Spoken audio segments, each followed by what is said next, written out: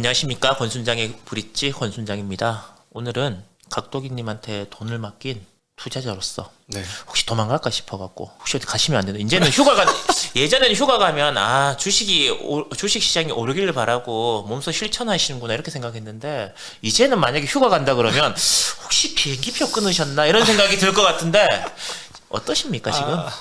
각도기 심정. 내 돈만 할 걸.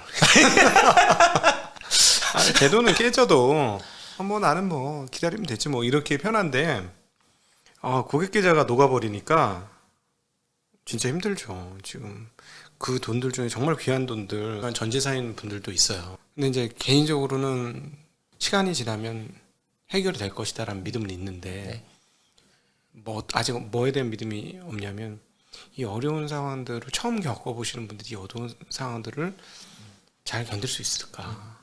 일단 저는 도망은 안 갈 겁니다. 네. 그런 정도의 책임감은 있어요. 네. 제가 수시로 예고도 없이 찾아와서 갔는지 안 갔는지 확인해 볼 거면 여러분들 여기 이렇게 돈을 맡기신 분들은 그건 믿으십시오. 이제 별로 이제 안 친하게 지낼까 이렇게 생각을 하고 있는데 한 가지 여쭤보고 싶은 게 혹시 이제 내가 생각하고 있던 게 틀린 건가요? 아니면 생각은 하고 있었는데 그거보다 훨씬 더 여파가 큰 건가요? 훨씬 더 많이 빠진 거죠. 두 번째죠.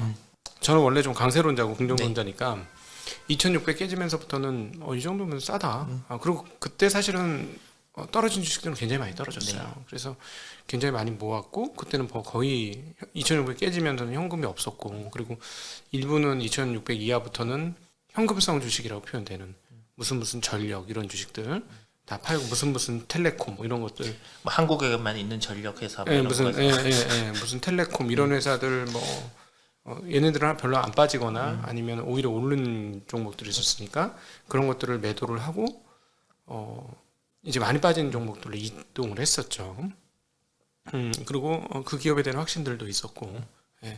근데 지금 2100이잖아요. 네. 2100은 개인적으로 상상을 못했어요. 2100까지 떨어질 거라고는 상상 못했고 이 정도까지 와야 되느냐 하는 거는 여전히 의문이에요.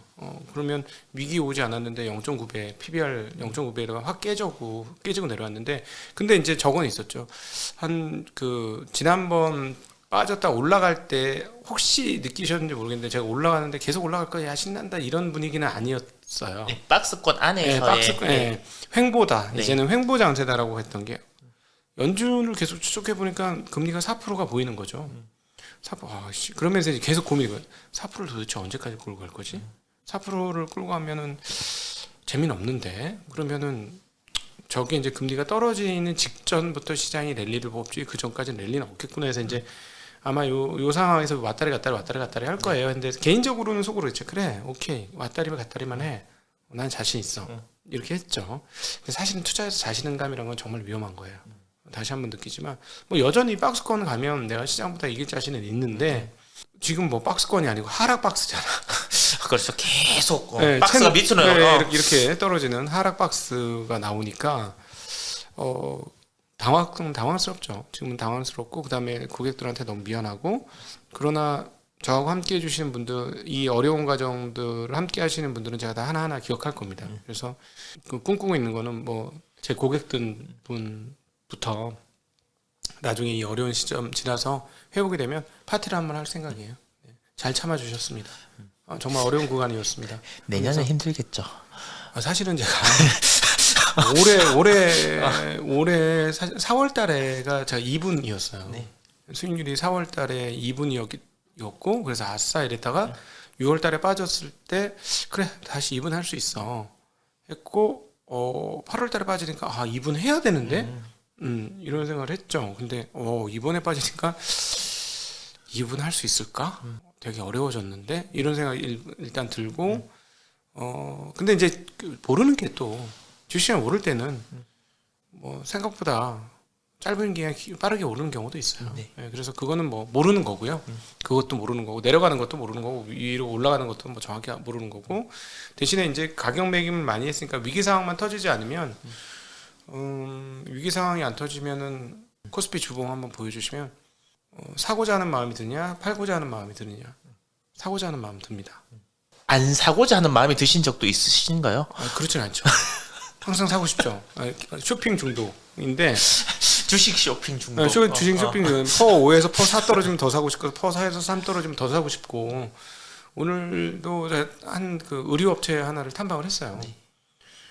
제가 분석한 내용으로도 굉장히 훌륭한 회사였는데 갔다 와보니까 진짜 좋은 회사더라고요. 더 샀지 사실은. 오늘도 더 샀어요. 없는 돈 털어서. 돈이 없는 돈 털어서 더 샀는데 지금 경기 안 좋아갖고 지금 옷부터 줄인다고 그러는데 옷 회사를 사면 어떡합니까? 그래서 당신네도 오더컷 어떻게 됩니까? 했더니 오더컷이 없다는 거야. 상당히 충격받았어요. 오더컷이 없대요. 그래서 하여튼 뭐 회사가 굉장히 내용이 좋아서 추가로 뭐 더 매입을 했는데 계속 뭐 사고 싶죠. 사고 싶은 건 많고 근데 오른 거는 팔고 싶은 거고 근데 안 올라서 못 파는 거라서 좀 되게 안타깝고 이제 어떤 주식들은 좀 싸게 팔아야 되는 입장으로 이제 몰렸고 그리고 어떤 건 예상외로 너무 많이 떨어지고 본질 가치보다 훨씬 더 하향을 하고 그래서 참 한국 시장이 되게 만만치 않고 어려운 시장이고 안타깝게도 참 모멘텀이 중요한 시장이구나 또 안타깝게도 테마 이런 것들이 굉장히 중요한 시장이구나 이런 거를 보면서 좀 되게 안타까웠습니다. 그래서 일반인들 투자자들은 처음 경험해 보신 이 경험이 지금 벌써 작년 6월부터 13개월 넘게 하락이니까 13개월이 뭡니까? 15개월? 네, 15개월, 16개월이니까 그렇게 됐네 벌써. 네, 얼마나 힘들까. 중간에 물론 한 달 반 정도, 2달 정도 올랐지만 정말 힘들겠구나라는 생각을 하고요. 그럼에도 불구하고 자본주의 시스템과 기업들을 믿는다면 내가 투자한 기업들이 그렇게 고평가되거나 비싼 주식이 아니라면 견뎌야 되는 상황이라고 생각합니다. 지금부터는 이제 진짜 몸빵 들어가야죠. 뭐 증권주 단기 전망 안 좋지만 이익 규모 그렇게 줄지 않았어요. 근데 이제 주가는 역대 이익 대비 역대 최저치예요. 굳이 그럴 이유가 있을까? 뭐 건설 좋게 말씀드렸었는데 건설은 한 몸매를 더 맞았죠. 그리고 현장 얘기를 들어보니까 내년도까지는 수익이 보존이 되고 내후년도에 진짜 심각해지더라고요. 왜냐면 내후년부터는 수주를 못 받아요. 네. 현장에 가서 얘기를 들어보니까 좀 그게 이제 지금 벌써 반영이 되고 있는데 뭐 내년도에까지는 실적은 괜찮을 겁니다. 또 근데 그래서 만약에 실적이 좋아지면 일부 개선될 거고 그 개선되는 게 우리가 매입가보다 올라온다면 그거는 정리해 볼 수 있는 거고 하니까 그건 한번 기다려 보기로 하고 그럼에도 불구하고 역시나 자산 가치 대비는 워낙 많이 빠져 있어요. 네. 제가 예전에 이제 배진환 대표님이랑 이야기할 때 2,400이 깨질 일은 잘 없고 그 정도면 이제 투자를 진짜 많이 과감하게 해도 된다. 그만큼 싸졌다라고 했는데 벌써 이제 2,100이 깨져서 2,200이 깨져서 이제 2,100 얼마 이렇게 되어져 있는데 이 상황에 얻어 보니까 2,000도 깨지는 거 아니냐라고 원래 이제 떨어질 때 위기 느낌으로 떨어지면 속절없이 떨어지거든요. 그러니까 그렇게 이제 이야기하시는 분들도 이제 계시더라고요. 그래서 여쭤보고 싶은 게 주변에 그래도 이제 오랫동안 투자를 하셨던 분들이랑 지금 이 시점에서 통화나 이런 것들을 하실 거 아니십니까? 네네. 그분들은 어떤 생각이나 어떤 말씀을 하시던가요? 지금 멘붕이죠 다. 다 멘붕. 다 우리랑 똑같은 거야? 다 멘붕인데 이제 이제 힘든 기간이 이제 오래 고통스럽게 이제 좀 오래 가야 되니까 그게 이제 힘든 거고 코로나 때도 1,450까지 가야 되는 거였을까요? 꼭 그런 보장은 없는 거잖아요. 네. 그렇죠? 근데 1,450까지 갔잖아요. 근데 사실은 1,450에서 매수했던 사람 최고로 좋았을 테지만 그렇죠. 별로 없을 거라고 봐요. 그런 사람은 별로 없습니다. 갖고 있었던 거 들고 있을 뿐이지.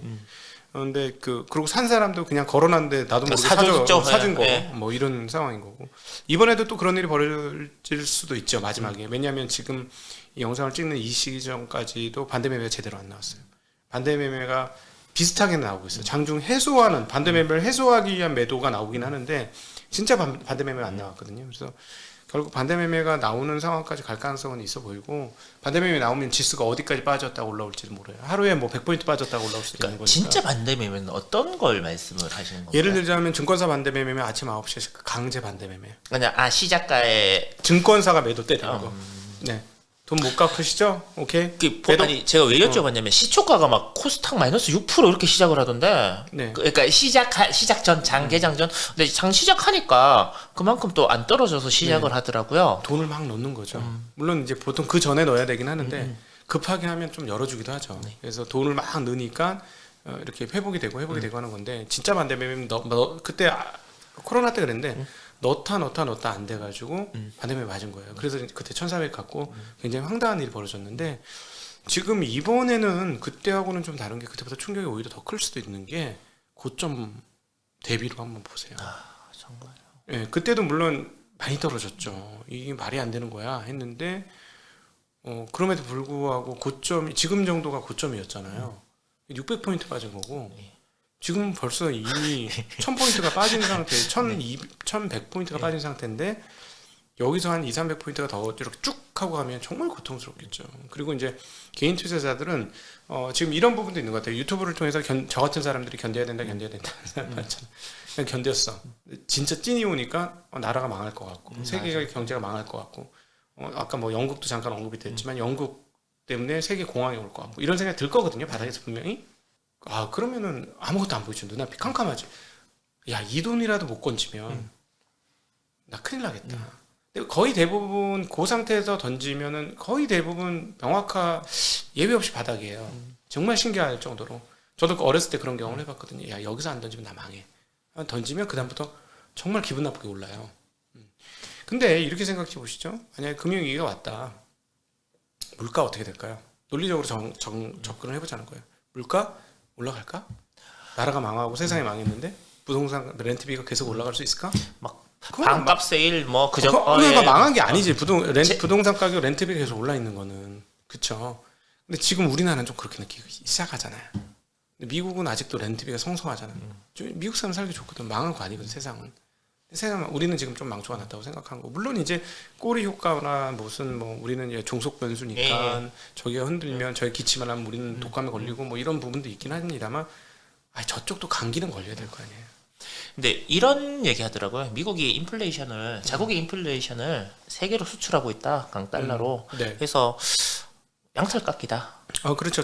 전 세계 상대의 양털 깎이다. 양털 깎이고 뭐 이제 그래서 이렇게 되면 신흥국이 먼저 하고 그 여파가 어느 시점에서 멈춰지면 다시 오를 건데 근데 돌아가는 거 보니까 신흥국이 아니라 영국이 먼저 그럼 이러면 완전 회수 코뿔소도 아니고 블랙스완인가? 약간 그러니까 그런 식의 생각들을 계속해서 그렇죠. 이제 저희들이 펼쳐 나가게 되거든요. 맞아요. 그렇게 되죠. 그렇게 돼서 궁지에 몰리게 되거든요. 심리적으로 분명히 궁지에 몰리는 상황들이 올 거예요. 그래서 매도를 결정하는 게 합리적인 거라고 생각을 하죠. 공포감 속에서. 근데 그게 합리적인 거예요. 이성이 돌아가서 공포감을 지지해 주겠죠. 이성적으로 해석해 주겠죠. 그렇게 되는데 그러면 자 따져보면 미국이 그 정도까지 와서 그러면은 유가가 막 어떻게 될 것이며 유럽의 가스값은 어떻게 될 것이며 등등등 다 감안해 봤을 때 미국의 추가적 금리 인상의 공격적 금리 인상이 그대로 유지될 것인지도 한번 고민해 봐야지. 이제 외부라서 좀 차이가 있긴 하지만 만약에 미국에 그런 일이 벌어지면 당연히 금리 안 올립니다. 금리 내립니다. 그건 그렇겠죠. 당연히 금리 내려요. 네. 그러니까 예를 들자면은 그 소련 무너진다든가 중국이 타격을 입는다든가 이러면은 눈 하나 깜짝 안 할 수도 있지만 동맹국들이 자빠지기 시작하면 어떻게 할 건가? 그것도 한번 고민을 해봐야 되고요. 그러나 지금 우리가 이런 논리 전개를 펴는 것들은 우리가 일반적인 우리의 컨센의 공포감에 진입을 했다라는 걸 보여주는 대목이기도 하죠. 그리고 또 하나 예를 들어 이탈리아가 자빠지고 뭐 이런 유럽의 몇 개의 국가들이 자빠지는데 그럼 한국도 자빠져야 되느냐? 그렇지 않죠. 사실은 따지고 보면 미국하고 보조를 맞추는 애들은 견딜 것이고 즉 미국과 같이 금리를 올릴 수 있으면서 체력적으로 견딜 수 있는 나라는 견디게 될 것이며 그렇지 못한 나라들은 오히려 양털 깎일 수가 있는 거죠. 예. 트리키에 이런 데는 진짜 심각한 문제가 될 수도 있는 거잖아요. 근데 어쨌든 한국이 자빠지려면 앞에 한 100여 개국은 자빠져야 돼요. 맞지 않을까요? 그렇죠. 100개국 조금 더 될 것 같습니다. 그렇죠. 그러니까 그런 논리도 가지고 있어요. 공포감에 있더라도 우리나라가 망할 것 같으니까 빨리 처분해야 돼라고 생각하신다면 우리나라 앞에 100개 정도는 망해야 된다라는 생각도 동시에 하셔야 되지 않을까? 그럼에도 불구하고 지금 이제 주가가 다 떨어졌지만 그래도 상대적으로 뭐 인도, 브라질, 인도네시아 이런 나라는 덜 떨어졌는데 가만히 보니까 뭐 자원이 그리고 내수 시장이 그 나라는 크기 때문에 어찌 됐든 간에 자기들끼리 뭐 이렇게 만든 거 팔고 살아갈 수 있는데 우리는 만들면 다 해외에 팔아야 되는데 해외가 전체적으로 다 이렇게 돼 버리면 회복이 더딘 거 아니냐 이런 논리에 대해서는 어떻게 생각하십니까? 아주 좋은 질문이고 아주 좋은 포인트고요. 그리고 맞는 포인트죠. 그렇기 때문에 한국이 이렇게 주가 많이 빠지는 거예요. 그리고 오늘 같은 경우 이 녹음을 하는 날 애플 오더 컷, 예. 오더 축소, 그러니까 물량 증대 그 취소. LG 이노텍 뭐 제가 주주여서 얘기할 수 있습니다. 네. 아무 생각 없이 산에 갔다 내려왔는데 네. 뭐지? 10%두 자릿수로 빠졌죠. 네. 뭐지? 사실은 그 부분에서 세계에서 이렇게까지 영향을 많이 받는 나라는 한국이 최고일 거예요. 가장 앞단에 있어요. 그리고 뭐 중국의 기술주들 뭐 이런 정도 몇 개. 그러니까 한국이 타격을 많이 받아서 지금 한국은 그게 가장 앞장서서 녹여 그 효과가 다 시장에 녹아 있다라고 보시면 투자자들의 심리적 공포감도 세계에서 가장 지금 극단적인 것을 향해서 가고 있다. IT 입장에서 굉장히 큰 악재죠. 우리나라가 IT 중심으로 돌아가는 나라다 보니까 굉장히 큰 악재입니다. 왜냐하면 뭐 일단 딱 그 오더컨 얘기 듣고 삼성전자 하이닉스 빠지겠군. 왜? 메모리 팔아야 되잖아요. 제일 큰 고객이 애플인데. 근데 이제 이렇게 되면 애플이 아예 안 파는 것처럼 또 여겨지는데 또 그건 아니다. 그건 아닌데 하여튼 느낌이 그렇게 오잖아요. 이게 뭐 제가 최근에 이제 텔레그램에 보니까 네. 하웨이는 사람이 별로 없는데 중국 애플 매장에는 막 줄 서서 들어가는 사진도 뭐 공유가 되고 이렇더라고요. 그래서 근데 그래서 기대감이 높아졌는데 그게 깨진 거죠. 왜냐하면 중국에서의 초기 모델 주문량이 예상을 하회했기 때문에 더 충격을 받고 있는 거예요. 근데 이런 근본적인 질문을 하시는 분도 있어. 그래 뭐 패드도 중요하고 뭐 다 좋은데 미국이 금리를 그러니까 생각보다 예상보다 빨리 올렸다고 해서 전 세계에 있는 거의 대부분의 나라들이 이렇게 주가가 떨어지고 다 힘들어야 되는 건 맞는 건가? 이게 자본주의가 원래 이런 건가라는 근본적인 의문, 질문 이런 것도 이제 생각이 저 같은 경우는 들거든요. 뭔가 잘못된 거 아닌가? 매우 훌륭하고 좋은 질문이고요. 저도 그런 의문을 가지고 고민을 해왔죠. 결국은 저의 결론은 부채 시대가 되었기 때문이다 라는 결론이고, 즉 부채가 너무 많기 때문에 금리에 민감할 수밖에 없다. 네. 내가 빚을 안 지면 예금금리 올라가면 신나죠. 그렇죠. 예금금리 7% 된다고 아이고 따봉 이러면서 가죠. 근데 내가 대출을 많이 갖고 있다. 예금보다 대출이 훨씬 많다. 그러면은 대출 금리가 8% 7%가 됐다. 굉장히 심각한 일이죠. 예. 세계 경제도 마찬가지입니다.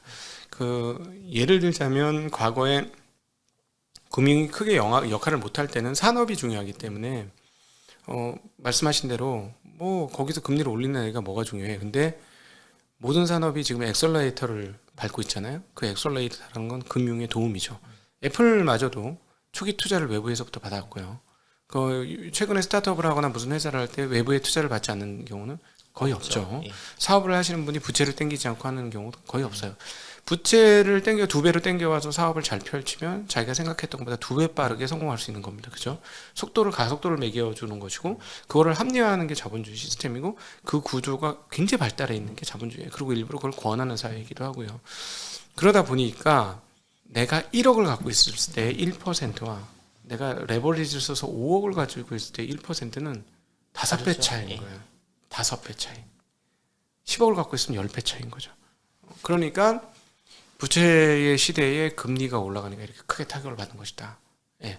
왜냐하면 게다가 얼마 전까지 거의 부채가 제로인 비용 제로, 돈값 비용 제로인 사회에서 약간 흥청거리고 살 수 있었던 상황에서 그거의 모든 것이 비용이 지불되는 그런 상황인데, 그거를 여러 배. 예를 들자면 이게 제일 문제예요. 주식시장 입장에서는 헤지 펀드들이 주식을 어떻게 사느냐?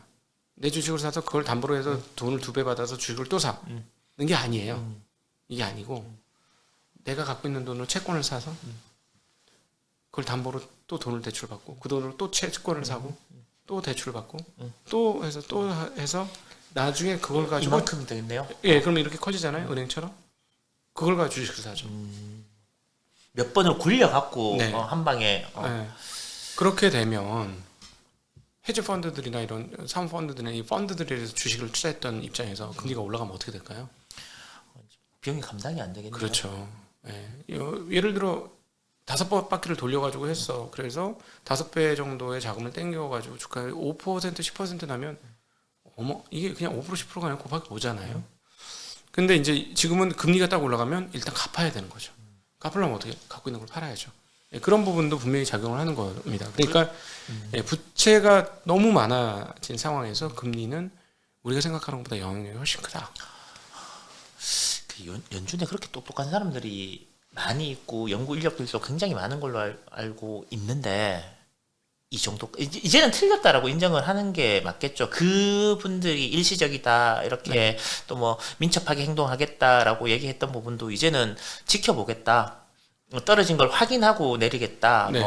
이런 걸로 하면 뭔가 어느 시점부터는 이제 틀리고 잘못돼 왔던 거 아닌가라는 생각도 사실 들거든요. 이번 9월달 FOMC에서 어떤 의도가 있을 것이냐가 정말 궁금한데 만약에 의도 없이 정말 말한 그대로라면 대깔꼬마니 같은 목욕탕의 바보들이 되는 거죠. 지난번에 샤오시라 바보. 지난번에 금리를 너무 늦게 올려갖고 이 사단을 만들었고 기대 인플레이션을 올려줬고요. 지금 기대 인플레이션을 잡겠다고 초과상관을 다 태워도 상관없다 할 정도로 금리를 지금 올린 거거든요. 이때도 실수, 이때도 실수예요. 이때는 늦게 해서 기대 인플레이션을 올린 거가 되고 결론적으로 지금 봐서는 그 기대 인플레이션을 죽이겠다고 너무 과하게 찍어 누르고 있고 그래서 아마 여러 가지가 터질 가능성이 있는 상황들까지 오고 있고 그다음에 그 볼커 자서전 제목의 그 말을 그대로 파월이 했단 말이죠. 그러니까 그건 결국 그렇게 얘기했다는 건 자기 볼커처럼 좀 하겠다는 뉘앙스를 계속 던진 거고 실제로 그렇게 여러 혼연일체로 연준 총재들이 각 지역별 총재들이 그렇게 지금 얘기하고 있고 4.25에서 4.5를 지금 얘기를 하고 있어요. 연말 기준금리로.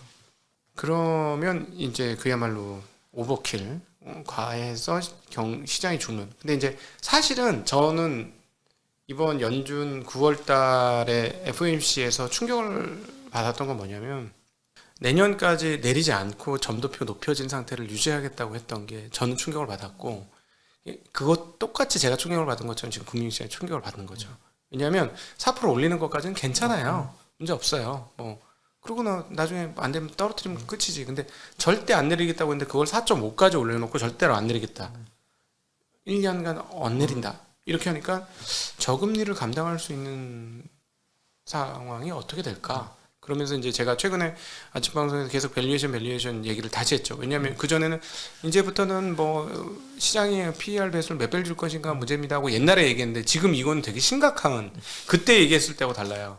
그때는 막 20배까지 가는 것들이 이제 16배까지 떨어졌으니까 여기서 이제 뭐 조금 다 밸류에이션 조정하면서 뭐 어느 정도 떨어지겠죠 했는데 지금 4%면 굳이 주식을 투자 안 해도 되는 상황이거든요. 특히 돈을 크게 굴리는 이런 데에서는 뭐 그럼요. 네, 채권 투자 이런 거 하면 기준금리 4.5면 계속 얘기 드리지만 채권금리가 7, 8%예요. 지금 우리나라도 이제 그 은행 후순위채를 5%대에서 발행한다 말했는데 그걸 고민하고 있다. 나는 속으로 웃기는 얘기 하네. 5% 갖고 지금 되겠어? 3개월만 지나봐. 6%, 7%짜리도 급하게 발행해야 될 때가 올 수도 있어라는 생각이 들었어요. 그 기사를 보면서. 회사채는 회사가 망하지 않으면 원금과 이자를 보장해 주잖아요. 그게 7, 8%가 나오는데 그럼 주식은 원금과 이자가 보장이 안 되네. 배당은 나오겠지만 원금이 보장이 안 되는 상품인데 그럼 도대체 몇 퍼센트가 돼야 되냐? 그러면 이렇게 되면 아주 냉정하게 시장이 퍼 배수를 줄 때 금리 상황을 고려해서 위험자산 프리미엄을 얹어서 퍼 배수를 줄 수밖에 없다.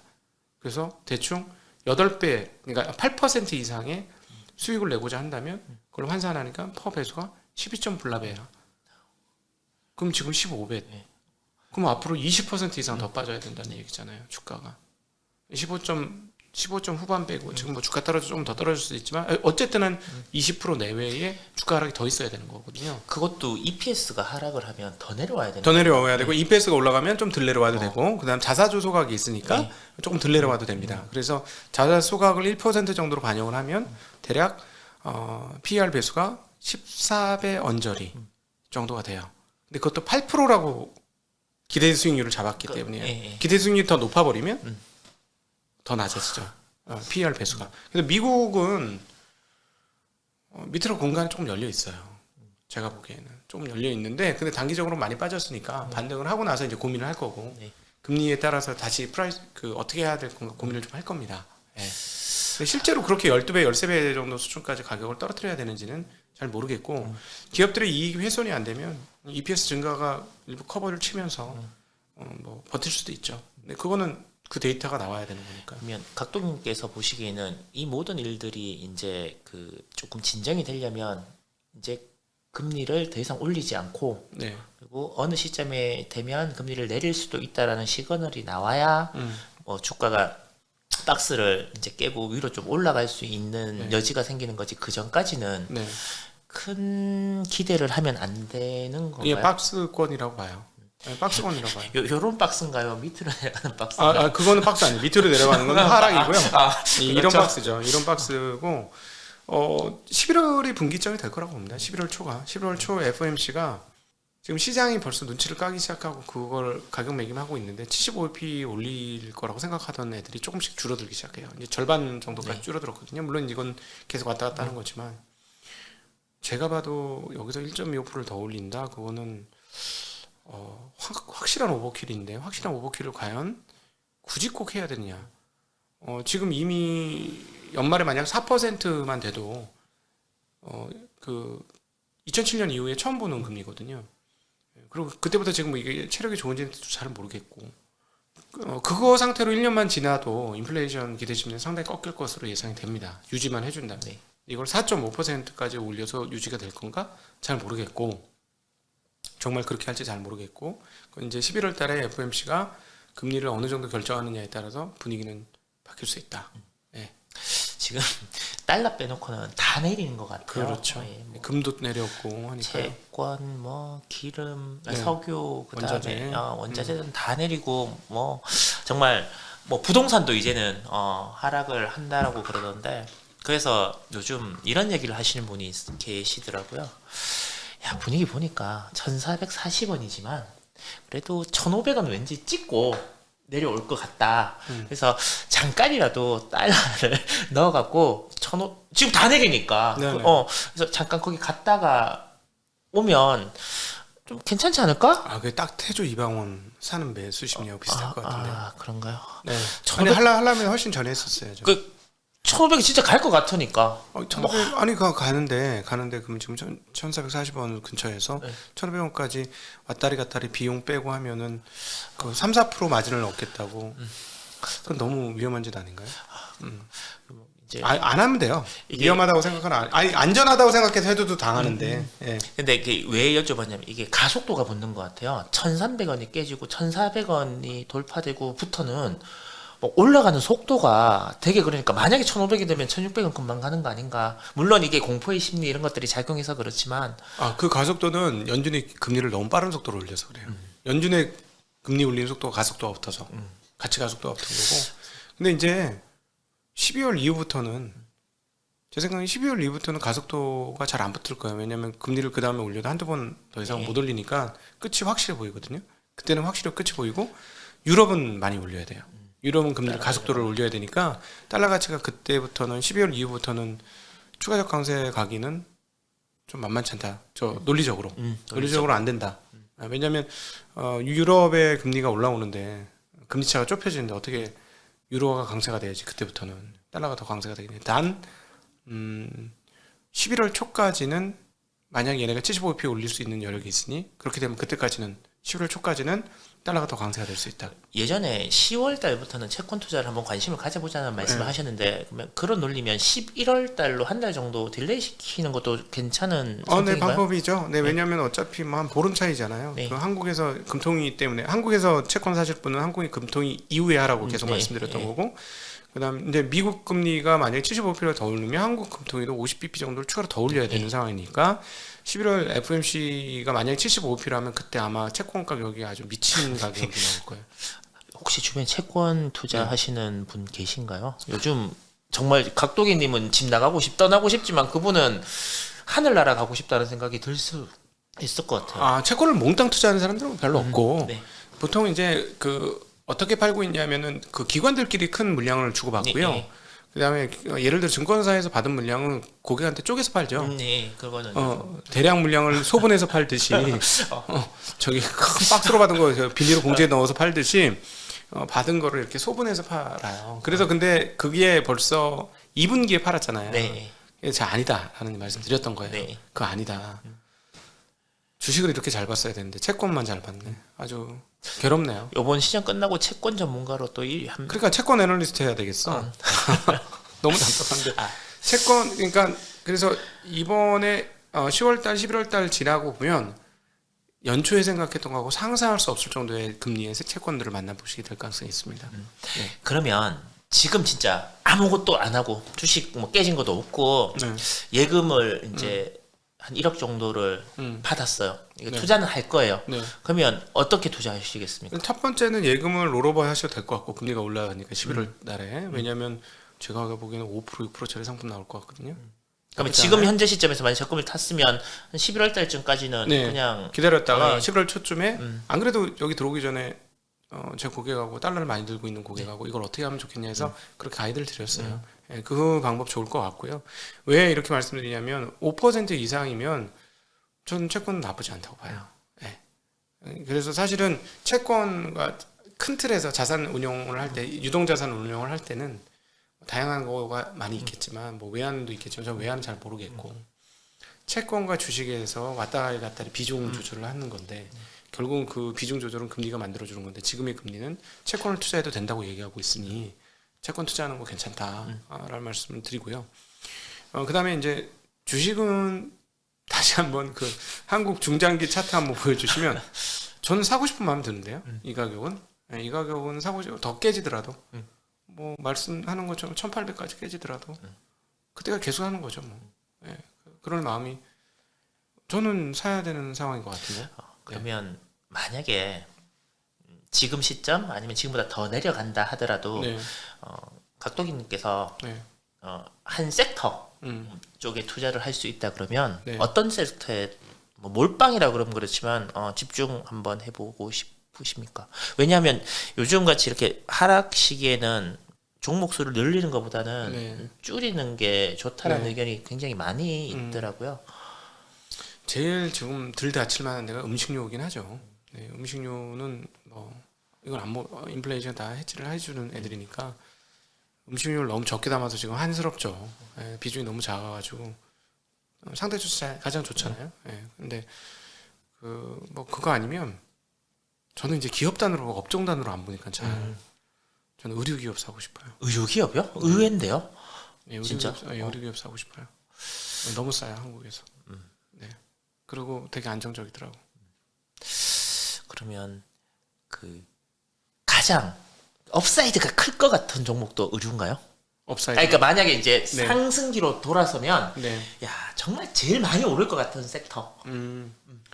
한국은 항상 그 경기 순환적 사이클에 있었기 때문에 내년도에 의외로 사람들이 다 버리고 있는 IT 쪽에서 히트 상품들이 나올 가능성이 매우 높죠. 예. 경기가 회복되면 IT가 회복되는 거잖아요.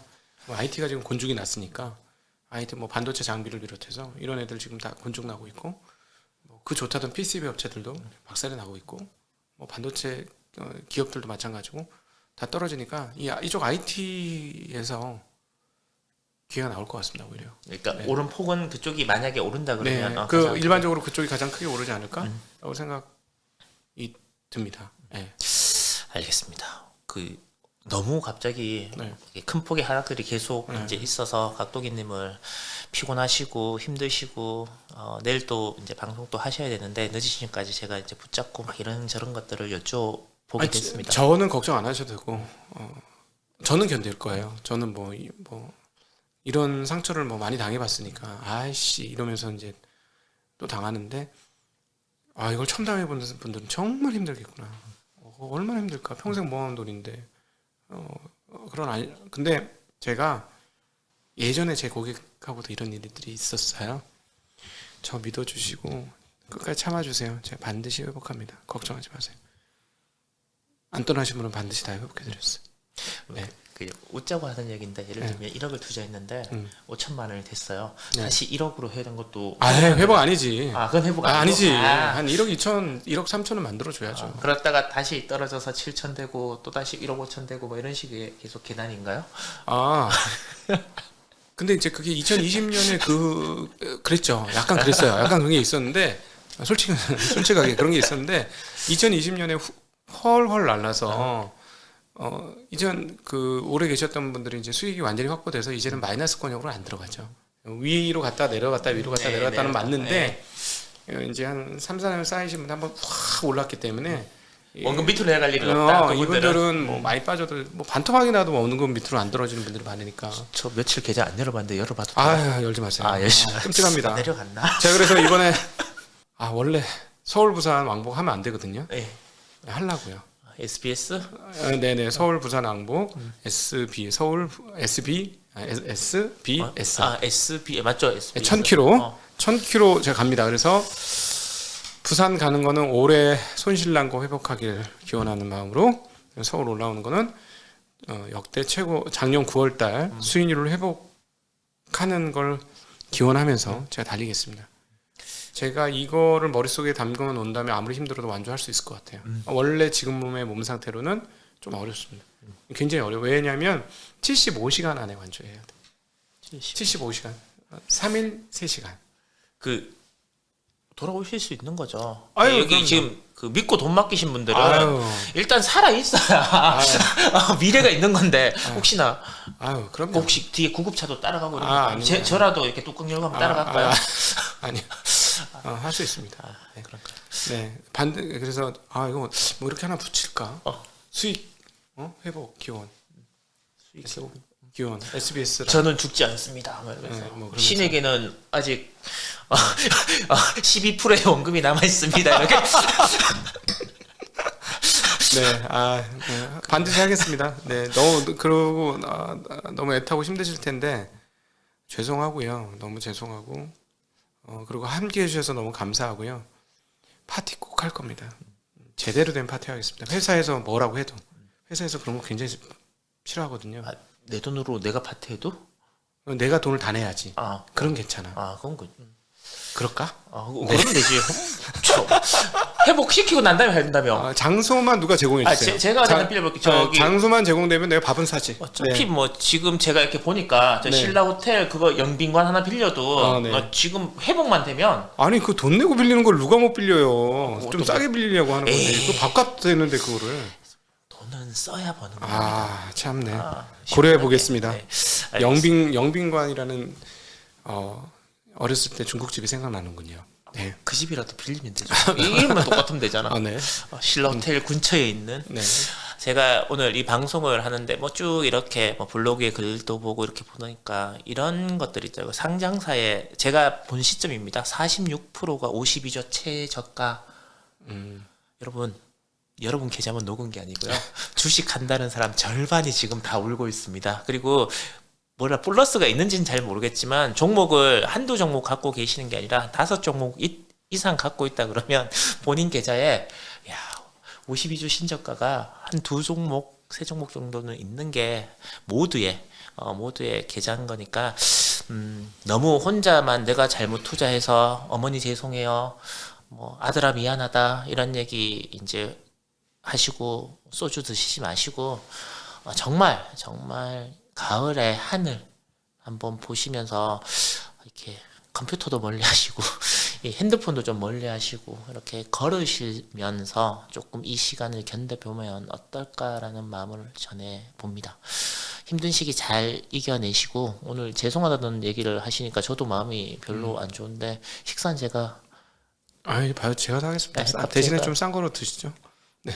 뭐 어떤 거? 싼 거로. 면? 네? 면? 라면? 저녁에는 라면 먹으면 얼굴 부어요. 그래요? 네, 비슷한 가격대 찾아보면 믿습니다. 내일 아침 각도기님의 얼굴이 부어 있는 걸 여러분 보시게 될 것입니다. 고맙습니다.